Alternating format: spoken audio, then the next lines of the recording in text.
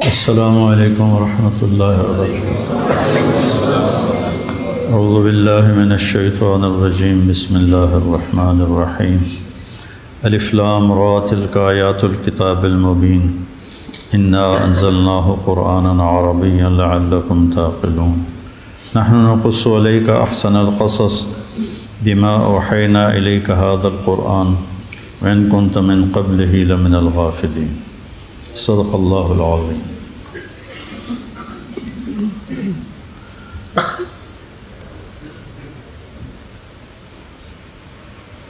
بسم اللہ الرحمن الرحیم، والصلاة والسلام علی رسولہ الکریم وعلی آلہ وصحبہ اجمعین۔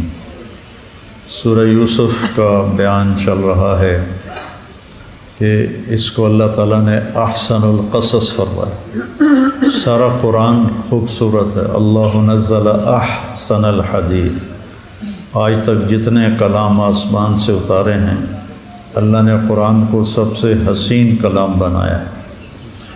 پھر اس میں سب سے حسین اللہ کہہ رہا ہے کہ نحن نقص علیک احسن القصص بما اوحینا الیک ھذا القرآن، کہ ہم نے یوسف کے قصے کو علیہ السلام سب سے حسین قصہ بنا کر آپ کے سامنے پیش کیا ہے۔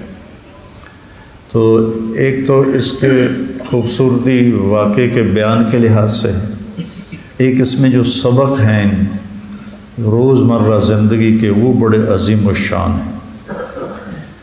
میں پچھلے 2 دن بات کر رہا تھا، آج بیان کروں گا۔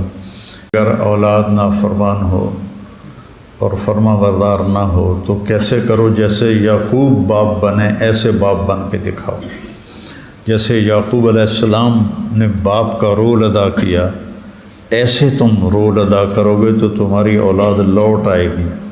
اور لوٹ ہدایت تو اللہ دیتا ہے، لیکن یہ رویہ ان کے ہدایت پر آنے کے لیے بہت بڑا سبب ہے کہ ان کے ساتھ نرمی کا معاملہ رکھو، محبت کا معاملہ رکھو۔ دل تو اللہ نے پھیرنے ہیں۔ ہمارے ایمان، ہمیں جو ایمان کی دولت ملی اللہ نے دی ہے، اس پہ باقی رکھنے والا بھی اللہ ہے، اور اسی پہ خاتمہ ہو وہ اللہ کی توفیق سے، انہی کے ساتھ ہمارا حشر ہو یہ بھی اللہ کی توفیق سے۔ تو ہم والد کے ذمے، والدین کے ذمے جو یعقوب علیہ السلام نے کر کے دکھایا کہ وہ کہہ رہے ہیں ان ابانا لفی ضلال مبین، تاللہ انک لفی ضلالک القدیم حتی تکون حرضا و تکون من الہالکین۔ ایسے سخت لفظ بول رہے ہیں کہ جو کہ والدین کا دل چیر کے رکھ دیں۔ لیکن جب یعقوب علیہ السلام نے ان کو بھیجا مصر تو ان کا یا بنی لا تدخلوا من باب واحد وادخلوا من ابواب متفرقہ، وہ ان کی ساری نافرمانی کے باوجود نہ ان کے لیے بد دعا کرتے ہیں اور نہ ان کی خیر خواہی کو چھوڑتے ہیں۔ میرے پیارے بچوں، جب تم جاؤ تو ایک دروازے سے داخل نہ ہونا، کیوں؟ کہیں نظر نہ لگ جائے۔ وہ گمراہی بتا رہے ہیں اپنے باپ کی کہ ہمارا باپ گمراہ، نبی ہو کر اس کو کہہ رہے ہیں گمراہی میں ہے، اور باپ کہہ رہا ہے کہ ایک دروازے سے نہ جانا، الگ الگ ہو کے جانا تاکہ تمہیں نظر نہ لگ جائے۔ جب یوسف کو تلاش کرنے کا حکم دیا کہ یا بنی اذهبوا فتحسسوا من یوسف واخیہ ولا تیأسوا من روح اللہ، کہ میرے پیارے بچوں جاؤ اور یوسف اور اس کے بھائی کو تلاش کرو۔ تو یہ رویہ ان کے واپس آنے کے لیے بہت بڑا ذریعہ بن جائے گا۔ اگر ان کے مقدر میں نہیں ہے تو لیکن آپ نے باپ ہونے کا حق ادا کیا، چونکہ آج کل کی اولاد کے سب سے پہلے جو مجرم ہیں وہ والدین ہیں۔ وہ اپنے اولاد کو نہ دین سکھاتے ہیں نہ قرآن سکھاتے ہیں۔ میرے کہنے کا مطلب یہ نہیں کہ عالم بناؤ، عالم بننا ضروری نہیں، مستحب ہے آج کے دور میں۔ میرا اللہ مجھ سے، میرے بچے سے کیا چاہتا ہے یہ اسے معلوم ہونا چاہیے۔ اللہ اپنی کتاب میں کیا کہتا ہے یہ والدین کے ذمہ ہے کہ اپنی اولاد کو سکھائیں۔ ایک شخص آیا حضرت عمر کے پاس، کہ یہ میرا بیٹا ہے بہت نافرمان ہے۔ عمر رضی اللہ عنہ نے اس کو لاٹھی اٹھائی کوڑا اپنا مارنے کے لیے، تو کہنے لگا یہ ٹھہر جاؤ ذرا۔ حضرت عمر رک گئے، کہنے لگا اولاد کے ذمے بڑے حقوق ہیں ماں باپ کے، لیکن کیا کوئی ماں باپ کے ذمے بھی حق ہے اولاد کا؟ تو حضرت عمر نے فرمایا ہاں ہے۔ کہا یہ وہ بتا دیں کیا ہے؟ کہا پہلا یہ ہے کہ نیک بیوی تلاش کرے، نیک ماں ہو تاکہ ماں نیک ہو، نیک بیوی تلاش کرے، اور دوسرا حق یہ ہے کہ جب بچہ پیدا ہو تو اس کا نام اچھا رکھے، اور تیسرا حق یہ ہے کہ اس کو قرآن کی تعلیم دے۔ تو وہ بچہ کہنے لگا کہ پھر سن لیں، میرے باپ نے ایک حبشی عورت باندی سے شادی کی، آزاد سے شادی نہیں کی، ایک حبشی باندی سے شادی کی، مجھے ماں اچھی نہیں دی، پھر اس نے میرا نام جولان رکھا۔ جولان گندگی کے کیڑے کو کہتے ہیں، یہ جو نالیوں میں کیڑے نہیں پھر ان کو جولان کہتے ہیں، کہ پھر اس نے میرا نام جولان رکھا۔ اور تیسری بات یہ ہے کہ اس نے آج تک مجھے قرآن کی شکل ہی نہیں دکھائی، تو اس کا بھی کوئی قصور بنتا کہ نہیں بنتا؟ حضرت عمر نے کوڑا اس کی طرف پھیر دیا کہ پہلے تو میں تیری مرمت کرا، تو بیٹے کا بتانے آ گیا ہے، پہلے تیری ٹھکائی کی ضرورت۔ تو والدین بہت بڑے مجرم ہیں آج کے دور میں، اسکول کی پڑھائی، کتنے اے آئے، پوزیشن کیسی آئی، بچے ڈپریشن کا شکار ہو جاتے ہیں، اور کتنے بچوں کے واقعات ہیں خودکشی کر لیں۔ تو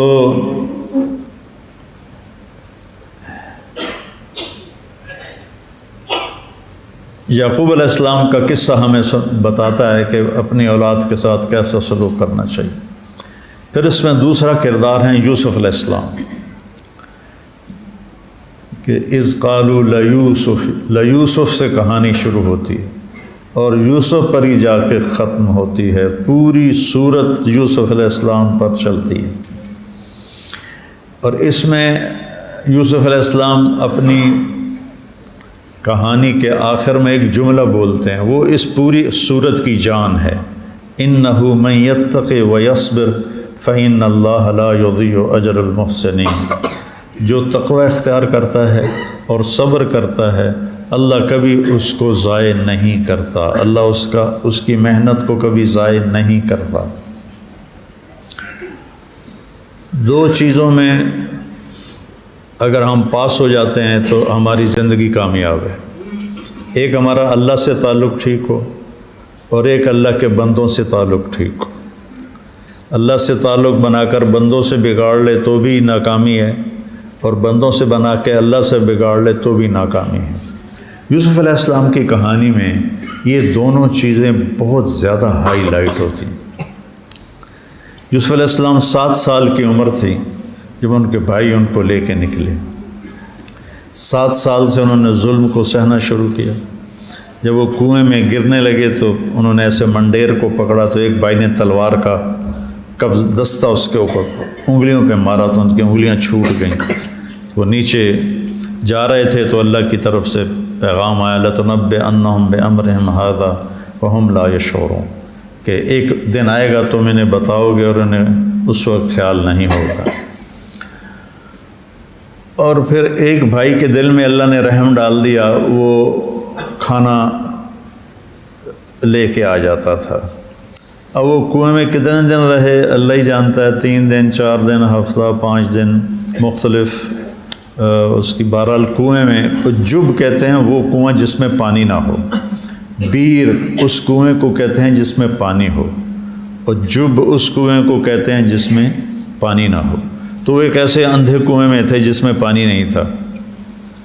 تو انہوں نے قافلے والوں کے آدمی نے آ کے ڈول ڈالا کہ پانی نکلے گا، وہ ڈول میں یوسف علیہ السلام خود بیٹھ گئے، 7 سال کی تو عمر تھی۔ ہاں یا بشرا ھذا غلام، اوئی کتنی بڑی خوشخبری کہ ہمیں ایک مفت میں غلام مل گیا، وہ بھی اتنا حسین کہ آنکھ نہ ٹکے اس کے چہرے پر۔ دیکھو نا، عورتوں نے ہاتھ کاٹ لیے انہیں پتہ نہیں چلا، کیا حسن۔ میرے نبی نے فرمایا میں معراج پہ گیا تو میری یوسف سے ملاقات ہوئی، اس پر 4تھے آسمان پر 3رے آسمان پر، تو میں نے دیکھا کہ اللہ نے پوری دنیا کے انسانوں کو جو خوبصورتی دی ہے اس کا 1/2 پورے کا پورا یوسف کو دے دیا ہے، اور باقی 1/2 سارے مردوں عورتوں میں تقسیم کیا، آدم سے لے کر آج تک، اور آج سے لے کر قیامت تک جتنے آئیں گے، جتنے لوگ خوبصورت ہوں گے مرد عورت، ان کے حسن کو اکٹھا کیا جائے تو آدھا پورا یوسف کے پاس ہے اور باقی آدھا پوری دنیا کو تقسیم کیا، تو کیا حسن ہوگا جو اللہ نے ان کو دیا ہوگا۔ حضرت عائشہ فرماتی تھیں کہ یوسف علیہ السلام کو عورتوں نے دیکھ کر اپنے ہاتھ کاٹ لیے، اگر میرے محبوب صلی اللہ علیہ وسلم کو دیکھتی تو اپنے دل چیر کے بیٹھ جاتی۔ ابو طالب نے کہا تھا ابیض یستسقی الغمام بوجہہ ثمال الیتامی عصمۃ للارامل یلوذ بہ اللہ من آل ہاشم وہم عندہ فی نعمت وفواضل۔ یہ ان کا ایک قصیدہ لامیہ ہے جو انہوں نے شیب ابی طالب میں جب انہیں بند کر دیا، وہ بند ہو گئے خود بنو ہاشم، تو اس وقت انہوں نے 90 اشعار کا یہ قصیدہ کہا تھا اپنے بھتیجے کی شان میں، نبی پاک صلی اللہ تعالی علیہ وسلم کی شان میں۔ تو یوسف علیہ السلام کی کہانی معروف و معلوم ہے، لیکن اس میں جو متھ اور مغز ہے وہ میں آپ کے سامنے پیش کرنا چاہتا ہوں۔ مصر کے گورنر نے خریدا، وہیں پروان چڑھے، انہی کے محل میں پروان چڑھے تو زلیخا جو تھی وہ عاشق ہو گئی۔ اس نے راودته التي هو في بيتها عن نفسه وغلقت الابواب وقالت هيت لك۔ اتنا خوفناک منظر قائم ہو چکا تھا، پھسل جانے کا، قدموں کے پھسلنے کا اتنا طاقتور منظر قائم ہو چکا تھا کہ اس کو قرآن نے یوں بیان کیا، حالانکہ اتنا ہونا چاہیے تھا راودت ہو امراۃ العزیز عن نفسہ، لیکن اللہ نے کہا راودت التی ہوا فی بیتہا عن نفسہ وغلقت الابواب وقالت ہیت لک۔ یہ اتنا لمبا جملہ کہ ان کو ورغلایا اس عورت نے جس کے گھر میں وہ رہ رہے تھے، یعنی انکار کی گنجائش نہیں ہے، اس کو تو چھت ملی ہے اسی عورت کے گھر کی، تو اب وہ گناہ کی دعوت دے رہی ہے تو انکار کی گنجائش نہیں۔ وغلقت الابواب، اس نے دروازے بھی بند کروا دیے سارے۔ وقالت ہیت لک، اور کہا اب آ بھی جاؤ۔ اور زلیخا بھی حسن کا پیکر تھی، پری چہرہ عورت تھی، تو ادھر حسن یوسف ہو، ادھر حسن زلیخا ہو، اور پھر قدم نہ پھسلے، تو کتنے بڑے کمال کی بات، کتنے بڑے طاقتور ایمان کی بات ہے۔ انبیاء معصوم ہوتے ہیں، اللہ کی حفاظت ہوتی ہے، لیکن بشر ہوتے ہیں، انسان ہوتے ہیں، اور وہ سارے جذبات ہوتے ہیں، لیکن ان سب کو انہوں نے ٹھکرایا۔ تو جب انہوں نے دیکھا کہ سارے راستے بند ہیں، دروازے بھی بند ہیں، تو زلیخا نے اپنے بت کے اوپر کپڑا ڈال دیا۔ تو یوسف علیہ السلام نے فرمایا کیا کر رہی ہو؟ کہ میں اپنے خدا پہ پردہ ڈال رہی ہوں، اس کو نظر نہ آئے۔ تو یوسف علیہ السلام نے فرمایا میرا خدا تو ہر جگہ ہے، ہر شے دیکھتا ہے، تو اس کو تو پردوں سے نہیں ڈھانپا جا سکتا، تو اس پتھر سے ڈرتی ہے، میں اپنے رب سے نہ ڈروں۔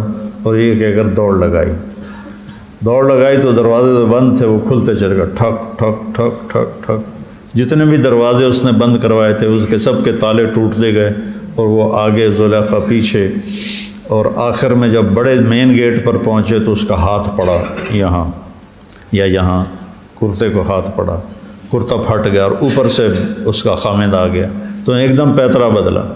ما جزاء من اراد باهلك سوءا الا ان يسجن او عذاب عليم قال هي راودتني عن نفسي وشهد شاهد من اهلها ان کان قمیصہ قد من دبر فکذبت وهو من الصادقین وان کان قمیصہ قد من قبل فصدقت وهو من الكاذبین فلما رأى قمیصہ قد من دبر قال انه من کیدکن ان کیدکن عظیم یوسف اعرض عن هذا واستغفری لذنبک انک کنت من الخاطئین۔ اس کو ان خوبصورت الفاظ میں قرآن نے بیان کیا کہ پورا قصے کو کہ وہ کرتا پھٹا، اوپر سے وہ خامد آ گیا، وہ ایک دم اس نے اپنا داؤ پیچ بدلا کہ کیا جزا ہے اس کی جو تیرے گھر والوں کے ساتھ برائی کا ارادہ کرے، سوائے اس کے جزا خود طے کی کہ اس کو یا سزا دی جائے یا اس کو قید کیا جائے، قتل کیا جائے نہیں کہا، چونکہ اس کا تو اپنا ابھی مقصد پورا نہیں ہوا تھا،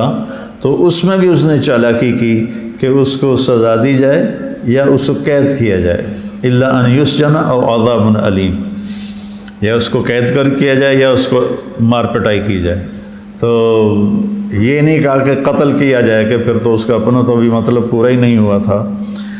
میرے نبی نے فرمایا ما ترکت فتنة اعظم علی الرجال من النساء علی امتی، ما ترکت فتنة اشد علی امتی من النساء، کہ میں نے عورت سے بڑا امتحان، یعنی عورت سے بڑا امتحان مردوں کے لیے اور کوئی نہیں دیکھا۔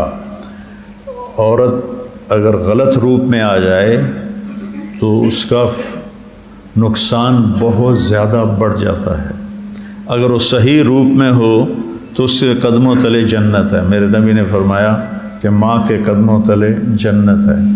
ایک صحابی نے پوچھا یا رسول اللہ میں کس کی خدمت کروں؟ کہا امک، اپنی ماں کی۔ کہا اس کے بعد؟ آپ نے کہا امک، اپنی ماں کی۔ کہا اس کے بعد؟ آپ نے کہا امک، اپنی ماں کی۔ کہا اس کے بعد؟ کہا اباک، پھر اپنے باپ کی۔ 3 دفعہ ماں کا فرمایا اور 1 دفعہ باپ کا فرمایا۔ اپنی ماں کی خدمت کر، ماں کی خدمت کر، ماں کی خدمت کر۔ آپ جنت میں تشریف لے گئے تو آپ نے قرآن کی تلاوت سنی، آپ نے پوچھا فرشتوں سے یہ کون تلاوت کر رہا ہے؟ کہا یہ حارثہ بن نعمان ہیں، تلاوت کر رہے ہیں۔ جنت میں کیسے گونج رہی اس کی آواز؟ تو پتہ چلا کہ ماں کی ایسی خدمت کی ہے کہ اللہ تعالیٰ نے خوش ہو کہ جب حارثہ قرآن پڑھے پوری جنت کو سنایا جائے۔ تو مجھے آپ کو سنانے کے لیے آپ کو مشکل سے 1000 آدمی بیٹھے ہو تو یہ مائک کا سہارا لینا پڑ رہا ہے، اگر میں ہٹا دوں تو باہر آواز نہیں جائے گی، اور آواز ٹریول کرتی ہے ہوا کے ساتھ۔ اگر بیچ میں سے ہوا نکال دی جائے اور ادھر 10 سپیکر رکھ دو تو میں خود اپنی آواز نہیں سن سکوں گا۔ آواز ڈیولپ ہی ہوا کے ساتھ ہوتی، میری زبان حرکت کرتی ہے، ساتھ ہوا حرکت کرتی ہے۔ 500 کلومیٹر اوپر چلے جائیں جہاں ہوا ختم ہو جائے، 500 کلومیٹر کا غلاف ہے زمین کے گرد، جہاں یہ ختم ہوتا ہے وہاں جا کے آپ سامنے بیٹھ کے گفتگو کریں، آپ ایک دوسرے کی نہیں سن سکتے۔ تو وہ کون سا آلہ تھا حارثہ کے پاس کہ 7 آسمان کو چیر کر اس کی آواز جنت میں سنائی دے رہی؟ وہ تھا ماں کی خدمت، ماں کی خدمت۔ عورت بگڑ جائے تو وہ تباہی پھیر دیتی، لیکن اگر وہ سنوری ہوئی ہو تو دنیا کی سب سے بڑی نعمت عورت ہے، نیک عورت۔ دنیا کی سب سے بڑی نعمت نیک عورت۔ الدنیا کلھا متاع وخیر متاعها المرأة الصالحہ۔ دنیا ساری کی ساری بہت مختصر سا سودا ہے، اور اس میں سب سے اعلیٰ درجے کا سودا نیک عورت، المرأة الصالحہ۔ آپ نے کہا اجتنبوا خضراء الدمن،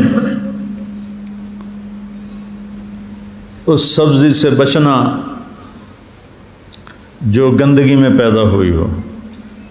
تو صحابہ نے عرض کیا یا رسول اللہ یہ گندگی میں پیدا ہونے کا کیا مطلب سبزی کا؟ آپ نے فرمایا خوبصورت عورت ہو اور بد اخلاق ہو اس سے اپنی جان کو بچانا۔ الخضراء الدمن، خوبصورت ہو اور بد اخلاق ہو اس سے اپنی جان کو بچانا، اس کے قریب نہ مت جانا۔ بگڑ جائے تو اس کی تباہی بگڑے ہوئے مرد سے زیادہ ہوتی ہے، اور اگر سنور جائے تو 70 ولیوں پہ ایک عورت بھاری ہوتی ہے، 70 اولیاء کرام پہ ایک عورت بھاری ہوتی ہے۔ تو میرے نبی نے تمنا کا اظہار کیا، کاش میرے والدین زندہ ہوتے اور میری ماں مجھے پکارتی محمد، اور میں سورۃ فاتحہ پڑھ رہا ہوتا، فرض نماز میں کھڑا ہوتا تو میں ماں کی خاطر نماز توڑ دیتا۔ یہ میرے نبی فرما رہے ہیں۔ اور جب آپ حج پہ تشریف لے گئے اور ابوا کی وادی میں پہنچے تو اپنے اونٹنی کو پہاڑوں میں ڈال دیا۔ عام لوگ جو تھے ساتھ پہلی دفعہ ان کو نہیں پتا کہ یہ ادھر پہاڑوں میں کیا کرنے جا رہے ہیں، لیکن قریب کے لوگوں کو پتہ تھا کہ والدہ کی قبر ہے یہاں، تو آپ تشریف لے گئے۔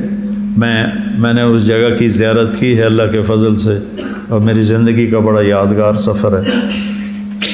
وہ جیسے یہ آپ کی بلڈنگ کی اونچائی ہے نا، باہر جو اوپر والی جو سٹوری بنی ہوئی ہے، اس سے اوپر جو چھت ہے تقریباً اتنا اونچی وہ پہاڑی تھی۔ تو آپ تشریف لے گئے اور یہ کب کی بات ہے؟ جب آپ کی عمر 6 سال تھی۔ اب آپ کی عمر کیا ہے؟ 63 سال۔ 63 سال آپ کی عمر ہے، 57 سال ہو چکے ہیں اور آپ کو صدمہ نہیں بھولا ماں کا، ہم نے بھول۔ آپ اپنی والدہ کی قبر کے سرانے ایسے بیٹھے اور یوں ہاتھ یہاں کیے اور سر یہاں کیا، یہ پوری پوزیشن ہے۔ چھوٹا بچہ جب روتا ہے تو وہ یوں سر، جب لمبا رونا ہوتا ہے تو آپ نے یوں کیا اور سر یہاں کیا اور پھر بیٹھ کے رونا شروع کیا، اور کئی گھنٹے روتے رہے۔ اتنا روئے کہ آپ کی داڑھی آنسوں سے تر ہو گئی، اور آپ کا جو احرام مبارک تھا وہ بھی سارے کا سارا بھیگ گیا آپ کے آنسوں سے، اتنا روئے۔ اور آپ نے پھر اعلان فرمایا کہ آج رات میں یہیں گزاروں۔ آگے ابوا کی بستی تھی، اور وہاں سارا انتظام تھا قافلے کے ٹھہرنے کا، اور وہاں نہیں ٹھہرے۔ آپ نے ماں کی قبر کے سرحانے قیام کیا، قبر کے سرحانے قیام کیا۔ یہ آدمی ہفتے کے بعد صدمہ بھول جاتا ہے، کتنی بڑا صدمہ ہو، ہفتہ، مہینہ، سال، 2 سال، پھر بھول جاتا ہے۔ لیکن میرے نبی کے سینے میں لگا ہوا والدہ کا زخم ایسا تھا کہ 57 سال گزر گئے، وہ زخم اتنا تازہ تھا کہ رو رو کے آپ کے داڑھی مبارک تر ہو گئی، آپ کا احرام تر ہو گیا، اور آپ نے وہیں ماں کے پاس قیام فرمایا۔ تو عورت جب بن جائے تو وہ بہت اوپر اس کا مقام ہے۔ تو اگر وہ زلیخا جیسا کردار ہو تو پھر وہ بہت بگاڑ پیدا ہو جاتا ہے۔ اس لیے آپ نے فرمایا کہ سب سے بڑا امتحان میں نے اپنی امت پر عورت کو چھوڑا ہے۔ کون سی عورت؟ جو فتنہ پھیلانے والی ہو، جو غلط راستے پہ چلنے والی ہو۔ ہر عورت نہیں۔ زُيِّنَ لِلنَّاسِ حُبُّ الشَّهَوَاتِ مِنَ النِّسَاءِ، اللہ تعالیٰ نے فرمایا تمہاری خواہشات کی تسکین کے لیے ہم نے دنیا کو مزین کیا ہے۔